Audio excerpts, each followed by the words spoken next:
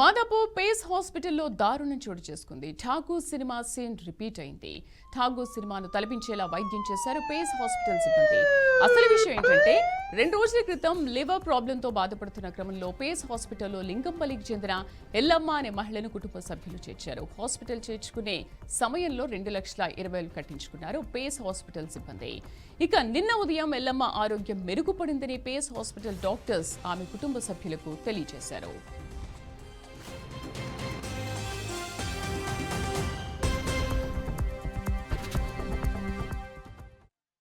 మంచిగా ఉందని చెప్పారు. ఐసీకి షిఫ్ట్ చేసారు.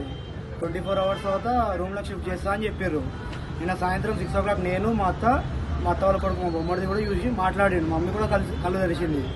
పొద్దున 8:10 నుంచి 8:12 వరకు 2 to 3 మిస్ కాల్స్ ఉన్నాయి. వాష్రూమ్లో ఉండే నేను పొద్దున 8:15కి విదిన్ 3 to 4 minutesలో మళ్ళీ నేను కాల్ చేసిన. ఏమైందంటే అన్నపూర్ణ పేషెంట్ తాలూకా అంటే అవునని చెప్పినాను. అది మీ మదర్కి ఆక్సిజన్ లెవెల్స్ కింద పడిపోతున్నాయి, అది వెంటిలేటర్ సపోర్ట్ పెట్టాలని చెప్పారు. ఈరోజు డెడ్ బాడీకి 5.5 lakhs పేమెంట్ చేయమని చెప్పి మమ్మల్ని దమ్దమ్ చేస్తున్నారు. పొద్దున్న నుంచి అది ఇప్పటిదాకా బాడీ ఇప్పుడు ఏమంటున్నారు, మీ బాడీ మీద తీసుకెళ్లిపోండి. మేము ఏమడుగుతున్నాం, డాక్టర్ వచ్చి ఎట్లా చనిపోయిందని అడిగితే కూడా అది కూడా చెప్తలేదు. దగ్గర కూడా అన్ని దొబ్బేస్తున్నారు మమ్మల్ని బయటికి. కేషియట్ కూడా ఇస్తలేరని అడుగుతాం. ఆపరేషన్ థియేటర్కి వెళ్ళి తర్వాత సర్జరీ సక్సెస్ అయిందన్న తర్వాత మనిషి ఇప్పుడు లేదు, దానికి కూడా మళ్ళీ 2 లక్షల బిల్లు.